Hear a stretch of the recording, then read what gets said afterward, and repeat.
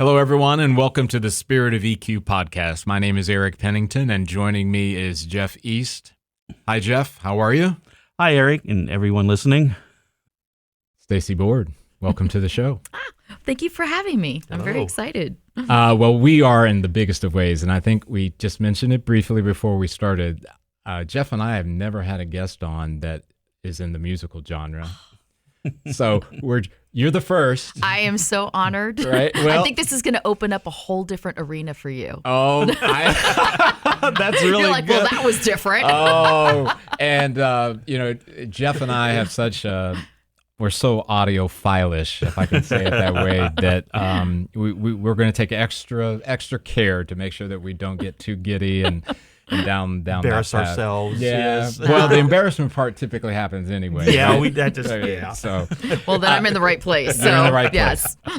Well, thank you for joining us. And Yes. I want to just jump in and I want to make sure that we connect some of the emotion side of this drill. And with your background, I know you've seen a lot, right? You've done a lot, and we're going to get into that, right? Yeah.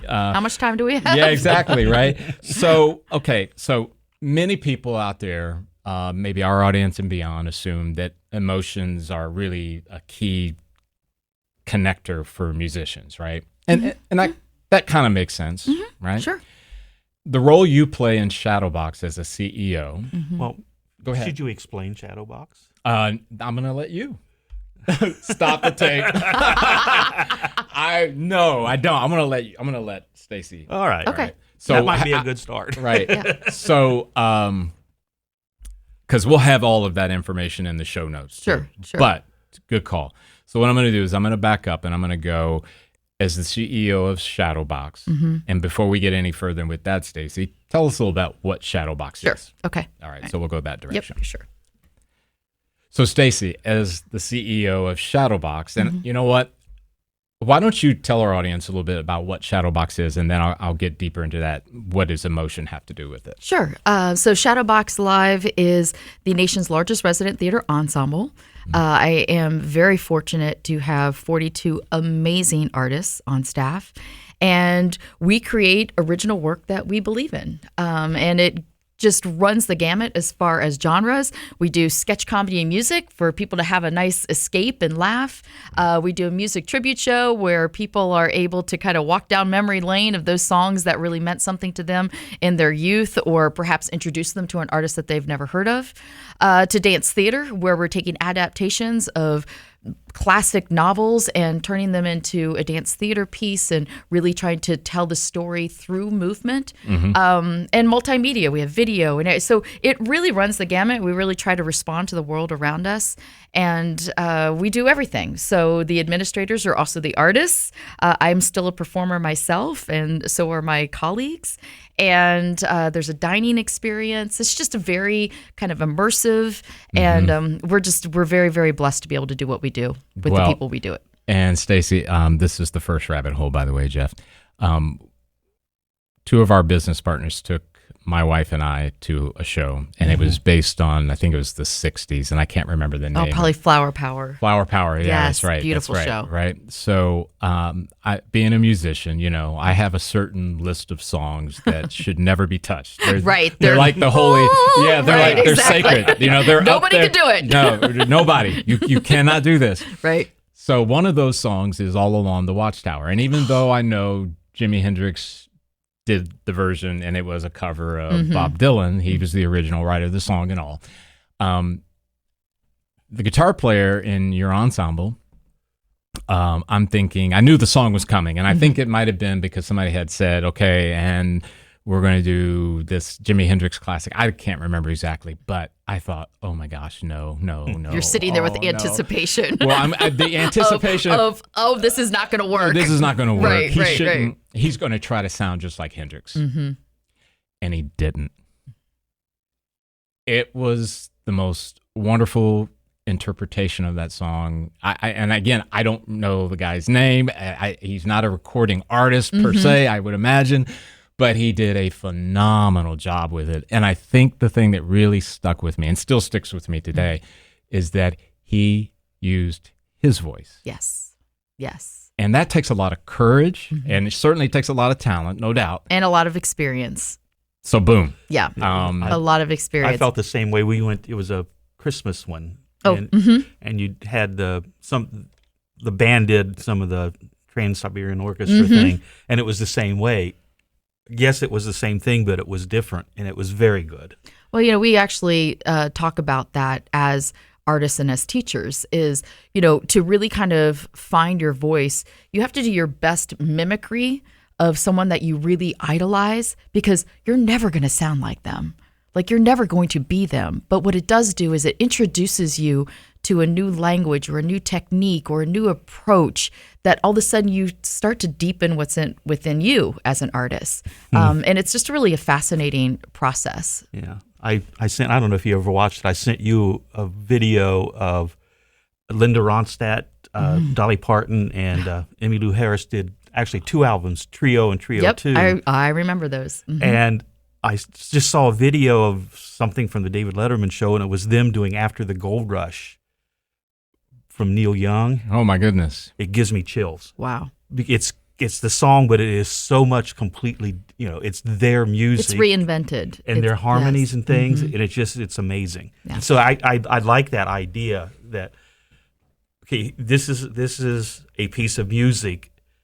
You made it yours, but we're going to make it ours now. I like that idea. And sometimes it's not really about setting out to make it different. Sometimes it is, but sometimes it's just about being able to glean their brilliance and their genius and be inspired by that to open up your mind and your heart to what else is out there.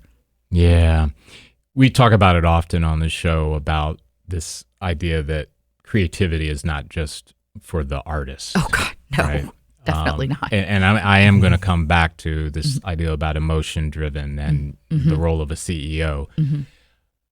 My hope for our audience, even if they're the business analyst sitting in a cube somewhere in a large metropolitan area, that they would understand that this same force that we're talking about can be drawn on. If we can get past sometimes our overemphasis on celebrity and fame and fortune. That's a whole different thing. Right? Right. You know, maybe we'd find that there's this well right beneath our feet that we can draw on to capture this. Because I think there's something inspiring that happens when we are drawing from it. Does that make sense? Absolutely. And I think, one of the things that we do, we actually use a STEM approach, which is, science, technology, engineering, math, to our art form.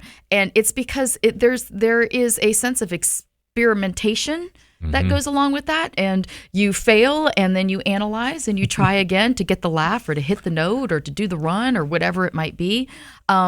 And so people think it's that artists are like this weird community over off to the side, and you have to be like all avant-garde, and yet it's not. We want our scientists to be the most creative people there are. They have to be able to imagine experiences outside of their own to understand what the future could be. We're kind of talking around one of our favorite words, curiosity. Oh, absolutely. Yes. Yeah.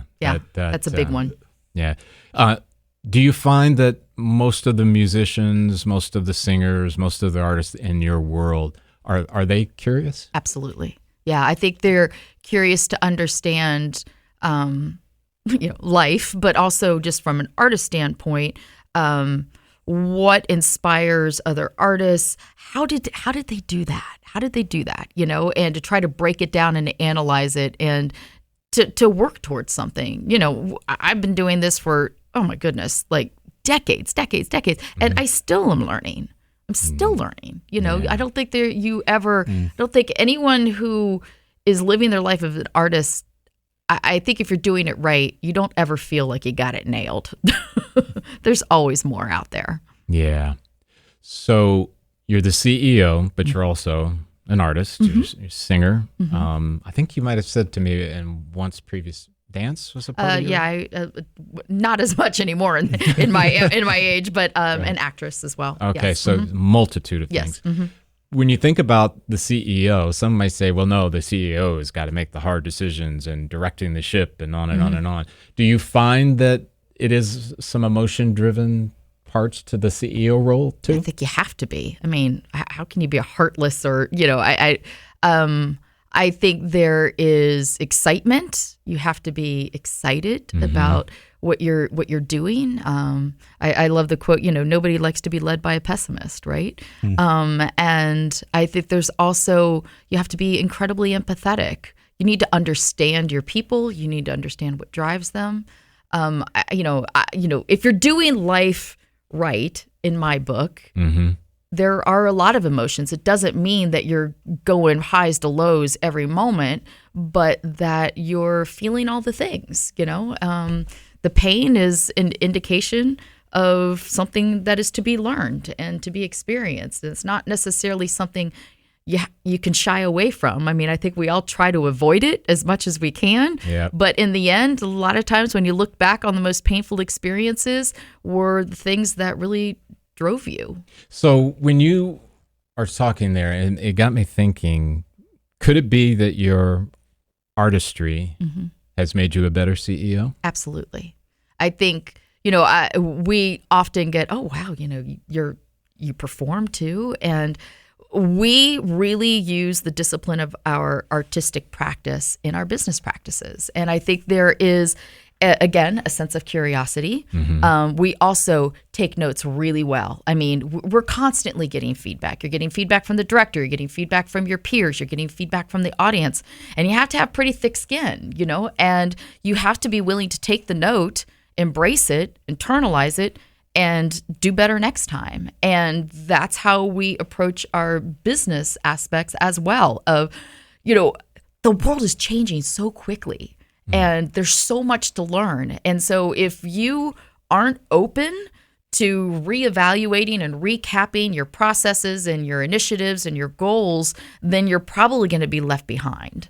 And I think that's a really important part of how we approach the business with an artistic mindset. Gotcha. Yeah. Gotcha. You just said something to me. It made me think about the idea of intonation, right? And Jeff, on your instrument and the instrument I play, intonation is pretty daggone important. Yeah, I'd say so.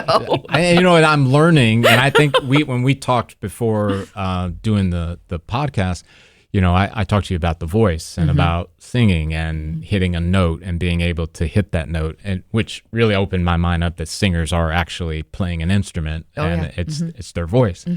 But I remember, not to get too wonky, but it's probably going to be wonky. So for those in the audience, Here we go. So I had a Fender jazz bass, and I was a big fan of Jaco Pastorius, and I decided I wanted my bass to be kind of like his, at least fretless, right? Oh, okay. So what had to happen, because my bass was fretted, I needed to have someone remove the frets, put in inlays, the porta, and the whole 9 yards, right? And it was interesting when I played it, first time when I got it back, the intonation was different. And I remember going, wait a minute, something's wrong. And teacher kind of said, well, you need to understand, it's not the same instrument now. You've got to find where that B flat is. And the location where your finger hits on the fretted bass is not going to be the same as it is on that fretless, at least yours. Instead of metal to metal, you're metal to wood. Right? So as I look back, I go, wow, that really helped me in a human way. That what I was expecting or what I thought was the way was different now. And my ability to shift, because I wanted to hit the right note, was, oh, wait a minute. No, I've got to place my finger a little closer to the higher part of the B versus the lower part of all that stuff. And at the time, I didn't know what was going on other than I'm searching for the note, but it had life lessons, right? So that's where I was going with that. And I'm sorry if I took this way down the wonky path there. But no, not at all. It's too bad I don't have my music director here, because he'd be able to really kind of dive in there with all of that. Yeah, like, oh, yeah, well, you know what happens when you do a C. Yeah, exactly. I got nothing. I'm a singer. But you know what, as I'm thinking about it, though, gosh, boy, we're either going to lose a lot of audience on this show or we're going to just gather tons, because I got another musical reference. Oh, jeez. Diana Krall.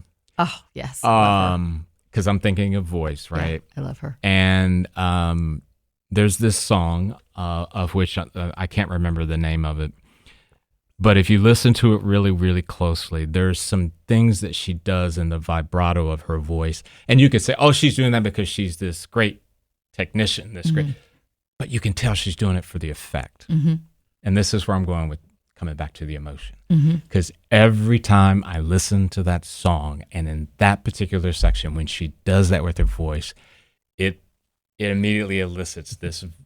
I want to say the emotion that I feel is a bittersweet sadness, and it takes me to that place.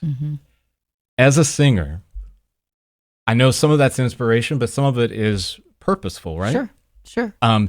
When you're performing in an audience, do you like, this is the point where I'm going to do this? Or is it just in the moment? I think it's a little bit of both, right? Okay. You kind of have to have a map of where you want to go and what you want to do and what you're trying to convey. Right. You know, I think, one of the things that we do at Shadowbox and we talk about a lot is as a singer and as a performer, there has to be showmanship. And who are you as the singer? Like, what story are you trying to tell? Who are you talking to? Sometimes you're just talking to the audience. Sometimes you're talking about the lover that jilted you, right? Sometimes you're talking to a friend, something like. And so, being really clear on where you're coming from emotionally and the journey that you're going on and you're taking the audience with you is really important. And you can do that in a variety of different ways, as phrasing, dynamics, just emotional rawness, showmanship. There's just so many different ways to convey that. But that's where I think the artistry really comes. So, like, when I think about this song, the song was about unrequited love, right? Yeah. Classic, right? Yeah, there've been a few songs about that. Right? Over time? A little bit, right? yeah. Right. Right? So, I don't necessarily have to, I don't know if Diana Krall needs to have experienced that to be able to convey that in her voice. Does she? Does she have to have been in an unrequited love situation? No, I mean, when you, I think as an artist, if you do it right, you are able to either kind of do your own research as to what that might have been like, or also, well, I haven't done this, but I have experienced this, and it still was painful, or it still was whatever the feeling might be, and you're able to just translate that. We can't all experience all those things, right? Yeah, so you just have to take your own experiences and apply them. Well, it's interesting because I think about in acting. Because in some ways, I feel it's kind of that, and from afar. But Daniel Day-Lewis, I've read and seen interviews with actors that were with him. Specifically, I'm thinking of Lincoln, and how he would, through the movie, it's like when the camera has stopped and you're talking to him, he'd still speak as if he was Lincoln, because he felt like that immersion was so important to convey it on film, I sometimes wonder if we understood the value of that in our, again, other pursuits, not just a stage or a recording or whatever. What difference would that make? I think it depends on the person. I think it depends on the role. I think sometimes, I certainly in my youth played a role that was very, very disturbed. And it took me a long time to shake that character off. And so, I wasn't trained in that way. I was just willing to go there. Right. And, I'm very proud of that performance. It was definitely recognized, but I also understand that there is a need sometimes for separation. Yeah. Sometimes you also have to, if you're in it all the time, you're just going to drain yourself, and you're not going to be able to be fresh. Because there's certainly a shadow side to that. Right? Absolutely, for sure. Yeah. And I want to be careful for our audience, those that may be out there who are actors or singers or whatnot. I know sometimes this can be it's a job. I got to get a job done. Oh, absolutely. I mean, we don't, sometimes you can't wait for inspiration. Sometimes you just have to make it happen. Yeah, we're going on in 5. We're going on in 5, and here you go. That's right. I was thinking of another question, kind of along what you said. I've seen, classic rock bands that when you watch them, that they're there for the paycheck. They're phoning it in. And then I've seen bands that don't need the paycheck, and they're amazing because they're there because they want it. The one time that I saw your cast, I had the feeling from everybody, including the people that were serving, everybody there wanted to be there doing it. Yeah. And I think that's where your role is with the emotional part of it is important, because I think that's hard to do. Yeah. I mean, I think it's really important as an artist that you're present in that moment. And, phoning it in, the audience can tell. We talk about that sometimes, especially it's not necessarily the people that are in the front or being featured. It's the people in the back sometimes, the younger ones that don't understand. Like, when you aren't in the moment, when I'm not clear on your character, when you're looking around because you don't know what the hell you're doing, my eye goes to you and I'm like, why are you there? So you need to get it together and pump it up and create your own little story as to why you're there, what you're thinking about, what's going on. But you have to be in the moment, because I'm looking at you and I'm going, why did they put the person on stage? And that's not an option. So we got to fix that, And it's amazing as somebody who's sitting out and helping to put the show together to see that kind of approach, and then you give that speech and you're like, pump it up, and then all of a sudden it goes from 0 to 100. Like, the difference is just unbelievable. It's like a completely different show. And then you're able to go back and go, that whatever you felt in that moment, nothing less than that ever, because that was great. So now build on that. So I'm thinking about the potential artist who wants to join Shadowbox, right? When you guys, quote, interview them, or maybe I would say vet them or whatever, does that come into that conversation? Things like, hey, you need to understand, or... No, I think that's just expected from being a professional. It's just sometimes their life experience in that moment doesn't necessarily translate. They don't understand. So they've already hit minimum table stakes, so they know coming in. Yeah, I mean, how we auditions, they submit their own audition of their own material. Right. If we like them, we send back and we say, we want you to see this, and we want to see this material done. They send us another video. If we like that, then we do an interview with them, right? From there, as with any interview, you only know what you're getting in that moment until you get them in the fabric of what you're doing. Then you're really able to understand what to do. But very rarely do we ever get somebody that doesn't want to be there. They want to be better. They just may not know exactly how to help themselves get there. And that's what our job is. Yeah. So as long as they're able to take the note and to show progress, I mean, my mantra is always just be a little bit better today than you were yesterday. And if you keep doing that, great things are going to happen. Yeah. Do you remember the what was the book, Jeff? It was I think it was called Bird by Bird. Anyway, as our audience knows, Stacie, oftentimes it comes into my head and I cannot frame the words necessary. We will find the name of this book and we will put it in the show notes. There you go. Okay. So I will not leave you without. Okay. But the story and the premise of this book. The guy has a son, I think he's in high school, and he was a procrastinator, and he had this assignment, and it was due like the following day, right? And he's panicking. The father comes to him and says, what's going on? You look like is everything okay? And he's like, no, Dad, I've got to name all these birds and I've got to have them documented by tomorrow morning. And I didn't spend time, and I meant to, and I was going to. What am I going to do? And he goes, bird by bird, son. Oh, I love that.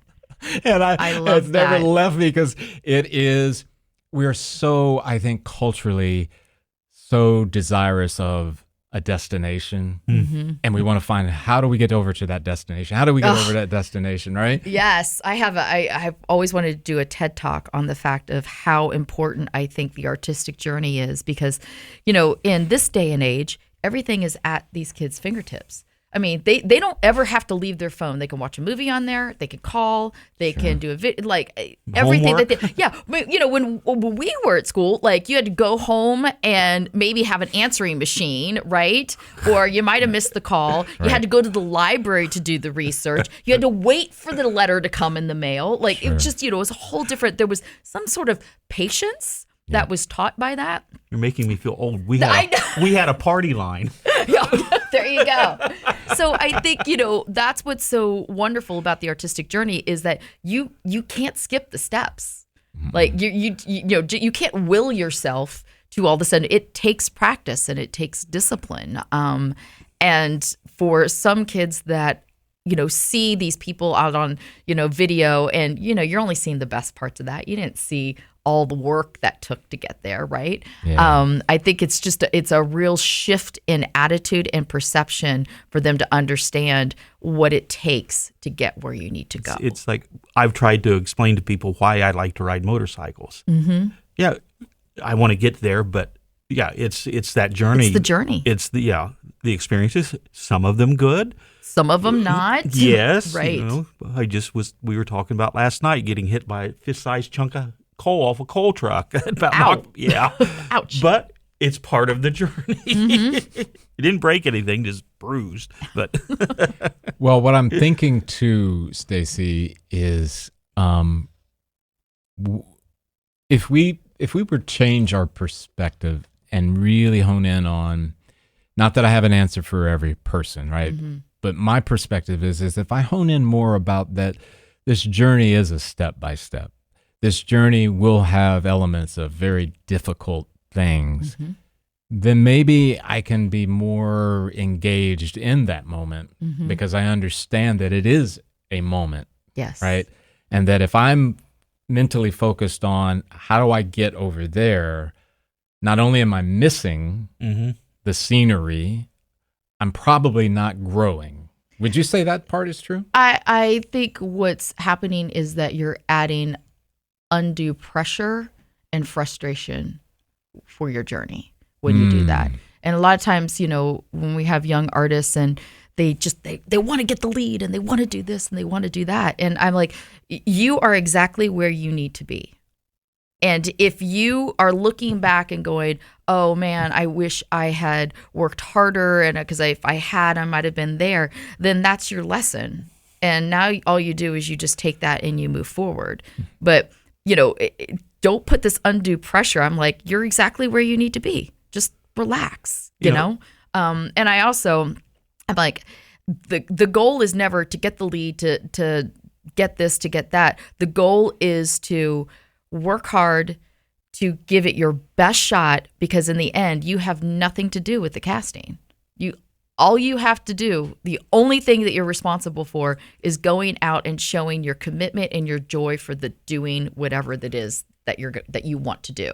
But the decision is out of your hands. It's up to us. And I think you were talking about the destination. Sometimes in that journey, the destination is going to change for you. Absolutely. I can remember probably the best motorcycle trip I ever took with my friend Dennis. We were going to make a big loop around the Great Lakes up through Canada, and we stopped for breakfast in Toledo, and we got to talking. We ended up on the Outer Banks. How beautiful. Well, I often say, and in my team, as all my colleagues do too, is that sometimes our art is in overcoming the obstacles. You know, like we're setting down one path, we think we're going to do that, and then we get roadblocked. And then we had to have to take a little bit of a detour because we can't get there for what. But it's the of overcoming that obstacle that actually gets us where we want to go. Yeah, and I know that, you know, some recoil at the idea of changing from the Great Lakes to the Outer Banks. It makes them recoil. And I understand from a brain perspective why that would happen. But I also think there's something to be said about understanding, like when I think about like a movie or a book, you know, the ones that really pull you in are the ones that leave you wondering what's going to happen next. Whether that's how are they going to get out of this situation, or I wonder what they're going to do about this problem. But oftentimes we have this tendency in life, as we're so hyper-focused on safety, security, resolution, predictability, all of that stuff, that we forget and going like, do you see the contradiction there. Right. The movies that gross the highest are the ones that pull you in with unexpected turns. It's the Outer Banks, not the Great Lakes. It's her, not him. Wait a minute, but I was here for him. But then we're being told to live a life of. Yeah. So the irony is just it just blows Well, I think my mind. that's the whole thing about being a human being, right? Is that conflict? You're describing. Absolutely. It is. You're know. describing a Quentin Tarantino movie. But you know what's interesting? And I had this conversation with a group of people who are in the consulting business, and they were talking about, well, maybe we need to change the language and not be so focused on how do we help people how do we help companies solve their problem, their problems and blah, blah, blah. Maybe we need to say that we're this. And I said, when you think about it, and I said, I'm only going to go from a human perspective, my own experience. I've always had some kind of problem. There have always been problems. Always going to be problems. Constant. Always. So this idea that we're going to come in and solve a problem, it's like, no, maybe it's more. It's like fake advertising, right? Yes, it is. Because all I'm going to do is shift it for another. I mean, I say this all the time. I'm like, listen, the reality is life is painful. It's beautiful, but life is painful. Yep. The goal is you want to choose your pain. Like sometimes you have choices. Each choice is going to have a downside of some sort. But so you just need to do your best to understand what are you willing to do? Like, do you think that sometimes that people associate those problems, the pain, the difficulty with their personal value? I think most pain comes from I shouldn't have to be dealing with this. They had this idea that it shouldn't be this way. And sometimes it shouldn't. Because there are accidents. Absolutely. Yeah. Sometimes you really shouldn't be doing that. But the reality is you are. Yeah. So if you can shift your mindset into, okay, it's okay to say, man, I wish I wasn't dealing with this, but I am, then I think that's what makes it more easy to navigate, I remember when my mom suffered from Alzheimer's, and that was just a brutal experience, absolutely brutal. And I remember it was so hard for me once she had declined to see, because this was exactly what she didn't want. And I knew it was exactly what she didn't want, and here she was relatively young to be dealing with all that. And I remember just one day I was sitting with her and I was like, this is more painful for me because I wish I wasn't dealing with this, but I am dealing with this. So I need to just accept this and enjoy the time that I have with her in whatever state that she has. And that made a huge difference for me. I was able to just sit there with her. She was not responsive, but I was able to sit there with her and just work on stuff. And then it was okay. I was able to just be with her, and that was, again, I don't wish that upon anybody, and I wish I hadn't gone through it, but that was a big turning point for me as far as kind of understanding that power of that. And we'll be back to the episode after this. And now back to the episode. Jeff, what is the SEQ Development Report? I'm glad you asked me that, Eric. The SEQ Development Report is something that we here at Spirit of EQ have developed to blend the idea of emotional intelligence with a person's spiritual life. And we're not talking about religion. We're talking about how they connect with themselves, other people, and the world around them. Why is it important? I think it's important because it allows someone to see where they stand, to give them information about maybe parts of their life they may need to work on, parts of their life that they're really doing well and learn to leverage it. And it just gives a person a better way of getting through the world. So how do you get this report? Well, first you need to contact us. Info at Spirit of EQ is just a great way to do it. Then you would take an assessment, 15, 20 minutes, done online. And then after that, the report requires a debrief to go through all the things in it because it's got a ton of information. And then if you want to further your journey, we can do coaching and things like that with you down the road. And that's basically it. Cool. Thanks, Jeff. if you had to look back and kind of see where that time frame to where you're at now, what gift did that give you, would you say? I think it would give, I think I have improved my ability. I've always been pretty good about that because I've had a lot of significant loss in my life. Mm-hmm. But to be able to understand that, first of all, our time here on earth is there will be an end. There will be an end. So make the most of it.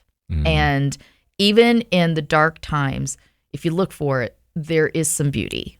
And I think that's really important to try to always look for what's the lesson or what's the opportunity that I'm being presented as well that I can take with me to make this pain a little less painful, Yeah. And that kind of comes into some of the conversations we've had from a neuro perspective that, your brain has this abundance of plasticity, right? Oh my goodness. That it's not that you can rewire your brain to go, oh, I don't mind that they passed away. Right. But you can rewire your brain to go, in light of this circumstance, I can choose to find something beautiful despite this. Yes, absolutely. Right? I mean, when I was 12, now we're getting real personal here. I'm not sure if we're supposed to be doing that. But Okay, here. Okay. So when I was 12, my father had fought his fight for cancer for 10 years. So when I was 2, he had his first seizure.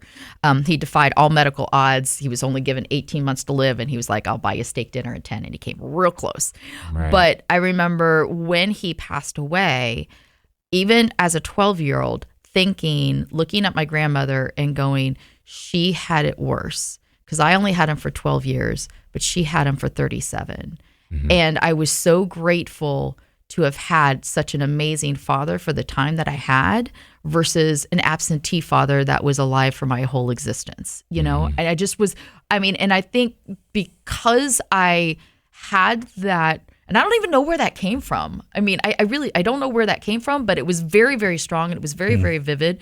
And that kind of guided me throughout my life. I was just talking about this just the other day when I was being interviewed, where I think the perception when you are a child and you lose someone important to you very, very young, you can take it one or a couple different ways. There's many, many ways that will affect you. But for me, it made life more in perspective in the sense that if it was something not good happen, well, was it really that bad? Did you lose your dad the first day on junior high? No? Okay, well then I think we're doing okay over here. I can get past this. If I can get past that, I can get past this. Yeah. So it's just all relative, right? Yeah. So yeah. I think it's, again, just trying to shift your perspective. Yeah. And I understand, and I always try to be, we try to be careful that we're not just throwing out glib advice to our audience. Oh, no, God, not. and obviously your story is much deeper than that. But I also want to say for our audience is that ultimately, yes, you can rewire and you can build new neural pathways. For some, it'll be easier, some harder, some in between. Some will take forever. You're right. However, you can always raise your hand and ask for help. Absolutely. And that, I think, is missing a lot in our culture. Yes. We have millions of people who are walking around thinking they're the only one. Yes. And I even talk about that with, it is not a sign of weakness to ask for help.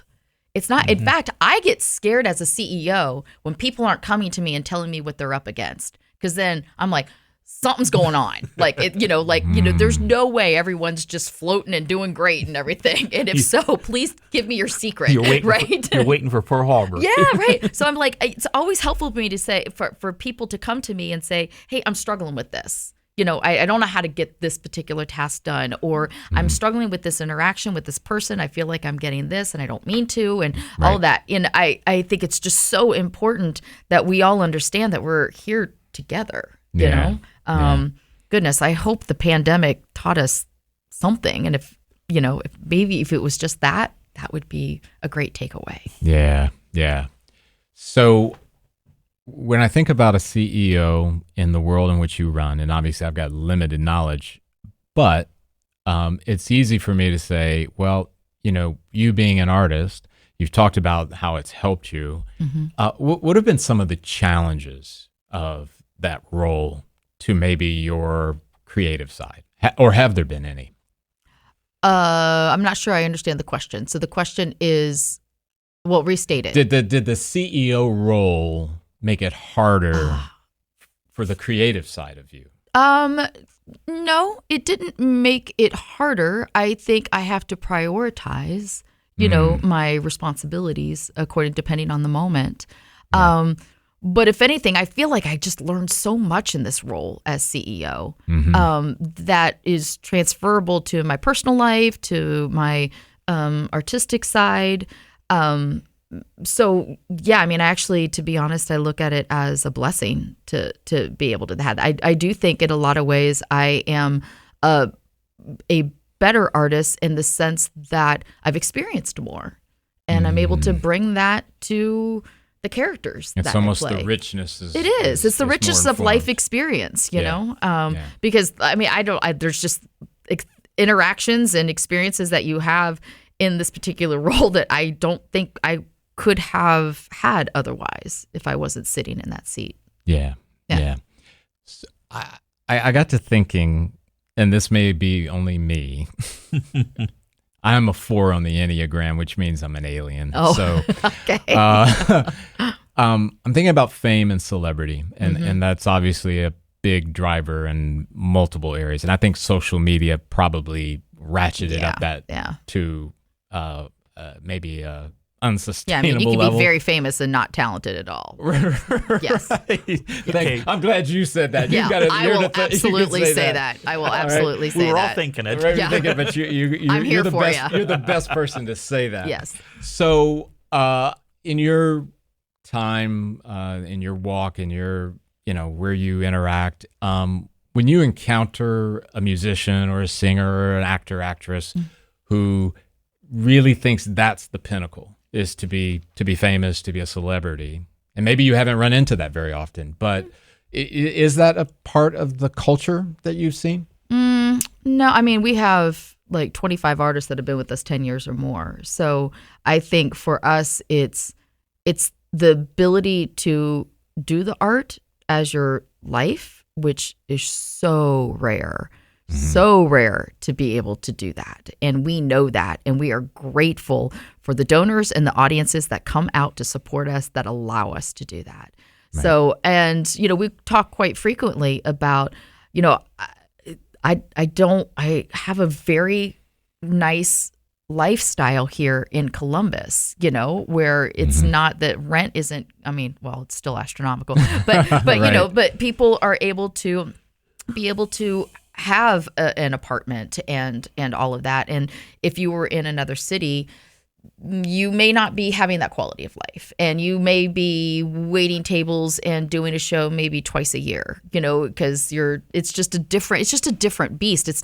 That's not less than, it's just a different experience, and just wasn't an experience that we chose to build for ourselves. Yeah, and that's great, Stacie, because that kind of comes to the heart of where I was going with that question, is the ability to be happy even without fame and notoriety. Well, I don't think nobody should be doing the life of an artist for fame. Not to say that there aren't people that do that. I do understand that they do that. Right. But it is about the work. It's about the experiences that you gain from it. It's about the bonds that you form with the people that you're doing it with, which are unlike. And I would liken it to being on a sports team, and winning a championship. It would be the same type of thing. That's something that you're going to carry with you forever. But yeah, it's the journey, the work, the challenges, all of that is the life of being an artist. That's the cool thing. It's hard. It's really hard. Very rarely do you just get it the right first time out. You don't, and it's 2 weeks before a show opens and we're looking at it going, well, this is a piece of crap. This isn't going to work, and you're like, and our mantra is, we don't open tomorrow. We don't open tomorrow. And it's amazing that's the thing that I absolutely love about my colleagues is we look at something and it's not working, and we just sit there and go, okay, well, that's shit. That's not going to work. So what are we going to do to fix it? And we all roll up our sleeves and we figure it out, and we throw out a whole bunch of ideas, and we set something, and then within 24 hours we can go from a D- to a B+, and we still have a week to get it to an A. And it's just a really amazing feeling. Yeah. What about the shows that you guys do and your frequency of doing them? Is it done on a quarterly basis, or do you change it up every month, or how does that? The shows typically right now, we actually just changed our schedule. So our shows we were doing 2 shows simultaneously, and they were running for 4 months. Mm-hmm. And we recently went to a more widely accepted schedule, which is just 1 show at a time. So now our shows are lasting for like 6 to 7 weeks. And that's we get the same number of performances, but you're not tired of the show by then. Like, like when it was going for like 4 months, sometimes you're kind of like, okay, even though it was the same number of performances, just drug out over so many months. Mm-hmm. But yeah, I mean, certainly there are some times where shows where I'm like, I had a great run. I am so glad this one's over. Like, I'm ready for something new. And then there's some times where I'm like, I could do this show for another 6 months and not get tired. It just kind of depends. And we're all different in that, depending on the show and who we are and our contribution in that particular show. But that's what makes it so interesting. There's always something around the corner. So even if you're not, wildly participating in one particular show, you're already auditioning and working on 2 other shows that are coming up. So it's constant. It's constant. Yeah. And what's the average time? I guess tenure, and maybe that's the right word for the artist in your group. Oh gosh, I don't know what the average would be. I mean, we have a lot of longevity. I mean, unbelievably so. Mm-hmm. And we do have a couple of new kids that have just come in. Most are the younger ones have been here 3 to 5 years. And like I said, I have quite a few artists that have been, like a lot that have been 20 years or more. So do you attribute that to what you were talking about earlier, that you've decided to make this, they can support themselves, they can have a nice place to live, as in the community and everything? Mm-hmm. Is that part of that? Yeah, I think, certainly we need to do better on the comp and all of that. Mm-hmm. We're still artists, and it's not what I think it should be, and we're working towards that. Are we better than we were 5 years ago? Absolutely. Do we still need to be better? Yeah. But I think what we, for those of us that stay, it's the people, it's our colleagues that, I am inspired by them every single day for the things, who they are as people and what they bring to the table as artists. And I think for those that choose to stick around, it's the variety in what we do. You're constantly challenged. There's a sense of familiarity in a good way, because who you're dealing with. But secondly, they're not going to let you, like, I've seen that character. There's some people that just go around and they have one character they play, and it doesn't matter what the play is, that's just their character. But they don't have anybody that's checking them. So they're going, oh, yeah, that's great. But you can't do that at Shadowbox, because we'll go, oh, well, that's the character you played for there. So you got to change that up. Like, that's exactly what I thought, and you're, oh, gosh, okay, crap. Okay, I need to rethink this, and you have to dig a little deeper and make sure that this character is unique to this particular opportunity. Jeff, would you mind sharing your noble goal with Stacie? Okay. I don't know if you're familiar with the model of EQ that we have. Mm-hmm. There's something called the noble goal. Mm-hmm. And my noble goal is to help people find the art in themselves. Ah, my gosh, that's beautiful. And not necessarily art like we're talking about, but I feel that there's a work of art at the core of everybody. Absolutely. So that's my noble goal. I love that. The reason I wanted you to tell Stacie that, leading me to, many people have a noble goal and they maybe have not articulated it, right? They haven't written it down. They're not as succinct as maybe Jeff is with it. Mm-hmm. But I think we would agree, Jeff, right, that everybody probably has one. It's just at what form, what level, what iteration, right? Well, we see that when we do the assessments with people. They rate high on a noble goal, but they don't know what it is. Don't know what it is. at least consciously. Yeah, Right. Right. Understood. Right. I would dare say that, I wonder if it's not just Shadowbox. I would say even if it's John Mayer were sitting here and I asked him, what do you think your noble goal is? I think, we'd get something, and it sounds like to me, and this is partly a compliment and a question, so Stacie, get ready. It seems like you've fostered and you have a culture where that has oxygen. I hope so. I think we question, especially as you get older, right? You kind of question like, what's my contribution here? What am I doing, right? Yeah. And I think all of us have kind of hit that crossroads at some point.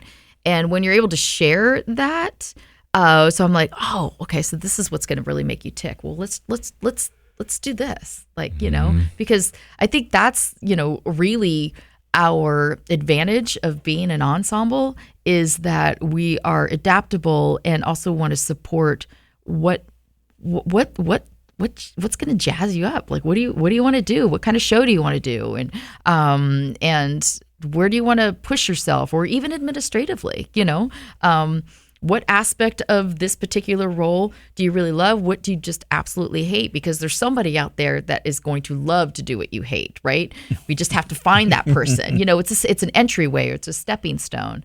So I think, again, that analyzing, life recapping, where I am today versus where I want to go, where I've been. I think that's a big thing too, is I think it's really important for people to, every once in a while, you got to look over your shoulder and see where you've come from. Because if you're constantly just looking at where you need to go, it seems daunting. But when you're able to look over your shoulder every once in a while and go, damn, that was only 3 years ago and now I'm doing this? Okay. What does it say on a rearview mirror? Objects Right, it's exactly. Listen, then they may appear. Yeah, so I think that's really important. For me at least, I think it would be interesting because we talk about noble goal individually, but I believe that companies, organizations can have a noble goal. Certainly, I would love to hear what your organization. Our vision statement is to make the world more courageously humane through the power of art. Okay. And that fits. Yeah. I like it. And we truly believe that, and that's what we try to do. Yeah. So, what's exciting you in the current frame, Stacie? What are you working on that you'd want the world to know? We so many things. We've got a really wonderful show running currently. We have a new dance theater piece that we're opening up in time for the spooky season. It's an adaptation of Sleepy Hollow. Ooh. So we're super excited about that. Was that Ichabod Crane? Is that? Yes. Yeah. Okay. Yes, Sorry, exactly. Yeah, exactly. Good job. Good job. So we're doing that. I'm very excited about all of that. We're also doing a big renovation on our community space that will open our doors to other artists from the community to have, increased seating capacity for 100, the bigger stage. And so we're excited for that. And we're also embarking on a strategic plan to kind of figure out, okay, what are our goals the next 3 years, So all of that is very exciting. I think it's an interesting time. We're very focused on, we have all these creative assets that we've created over these decades, and they're just sitting on a shelf because we're on to the next thing. And so how can we give that life? How can we share those with the world? And how do we do that? How do we get our name outside of just Central Ohio? It is outside of Central Ohio, sure. But how do we monetize that, and how do we increase the reach? So all of that is super exciting, and we've got some interesting collaborators that are interested in helping us do that. And I love collaboration. I love being able to find a partner that needs what we have and we need what they have, and to make something really beautiful happen. So well, I have no doubt that it will definitely be exciting to watch as that unfolds. I hope so. And I think too, and for our audience, obviously we'll have Stacie's information. Shadowbox Theater. It is Shadowbox Theater. Is that Shadowbox Live. Shadowbox It Live. is a theater, but we call ourselves Shadowbox Live. Okay, thank you for that. So we'll have all that in the show notes. However, our hope too, Stacie, is that as our audience goes outside of home base here in Central Ohio, that maybe there's someone who will say, "Wow, I like what they're doing. I wonder if and then that collaboration seed, right? That's right. That's right. my hope. We love that. And we I love need you, please, to tell your group that they did leave an imprint on my soul. I will that definitely do that. Yes. That will mean a lot to them. That it because, gosh, that was that 2 years ago. Yeah, maybe? it was. Yeah, last Close? year or 2 years ago. I don't know, but it was. Yeah, It was a while ago. It was a while ago. Yeah. And it still resonates within me. So, well, thank you for sharing that. I would definitely pass that along. Echo what he said, because that was just such a great night. yeah. It's so much fun, and the way we were at a table.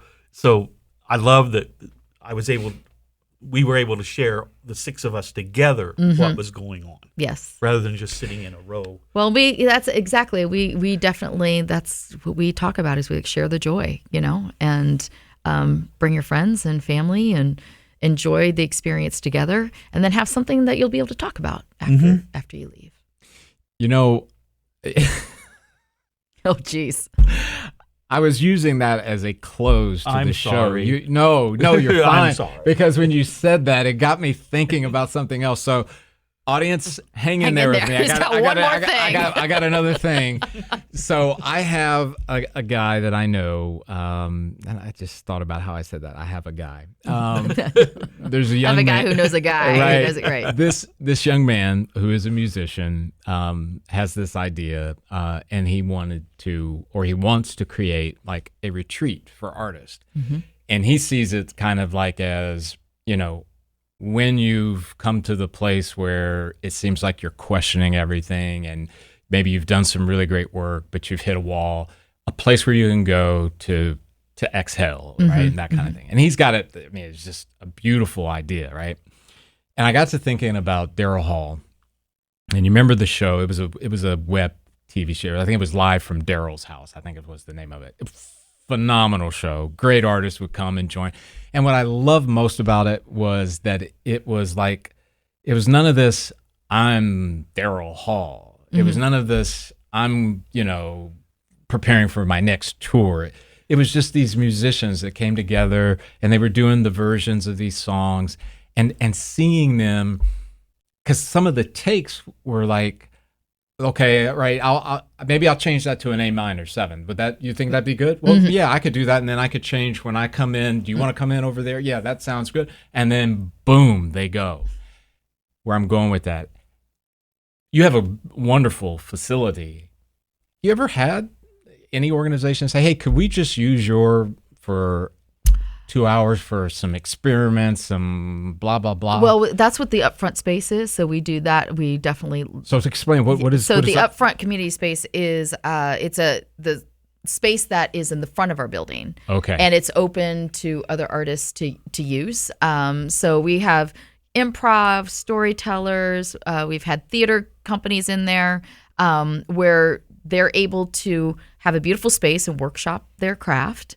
And there's still food and drink, that experience. And so it all comes out of the Shadowbox kitchen and everything. But it's really, we created this space because we wish we had that when we were starting out, So that was the motivation. That was the motivation, is we had this space. And at first we opened up as a restaurant. Nobody wanted to open, like we know how to do food and drink service as it relates to a show. I have no interest in serving lunch or breakfast or anything like that. And neither do my colleagues. Right. So instead, but what we do know is how to have a dining experience as it relates to a show. We could do that really, really well.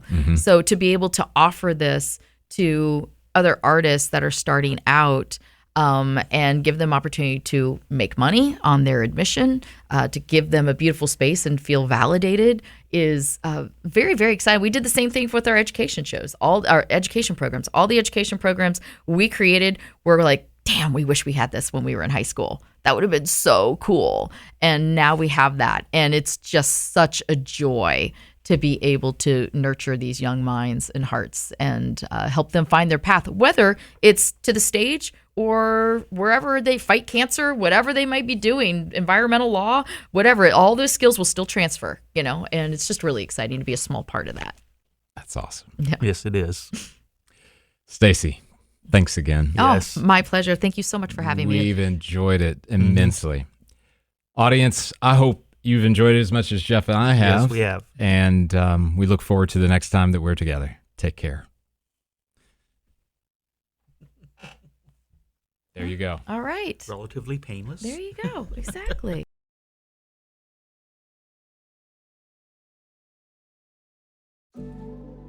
Hi, everyone. This is Eric Pennington with The Spirit of EQ. I'm not introducing a new episode today. I'm here to tell you some things that might help you. Jeff, you're with me as always. So Yes. how do people get in touch with us? Well, the best way is just send us an email at info@spiritofeq.com. That's awesome. Jeff, I was also thinking about reviews, and I'm notoriously bad at asking for them, so reviews on all of the platforms wherever you get your podcasts. Yes. Do you think that'd be good? I think that would be great because, one, that will help us learn how to make better ones. And it's always good for us So to hear. we're not the perfect podcast hosts? We're close. Okay, all But- right, but but not- still, not totally we want your perfect. feedback. We want your feedback. But it also might let us know a new subject. Hey, we need to dig deeper into that. Yeah. So let us know what you think. Cool. We really appreciate that. As always, too, there is social media, LinkedIn, Facebook, and we also have a YouTube channel. Those also have mechanisms or options for you to be able to leave a comment, a like, or those kind of things. Just want to make sure that you know how to get in touch with us. Right, Jeff? Right. We appreciate you all. Thank you. Once again, we really appreciate you tuning in today. One of the things that Jeff and I want to bring to your attention as well is that when we created this podcast, it was not intended to take the place of a clinician. In other words, if you find yourself in a place where there's something deeper going on or something that you cannot solve on your own, we do recommend that you reach out to a clinician of some sort. This podcast is purely opinion-based, and it is rooted in the desire to help you along your path in whatever way we can. However, it is never going to replace, nor should it ever be looked at as a replacement for clinical help in any way. Thanks again for tuning in.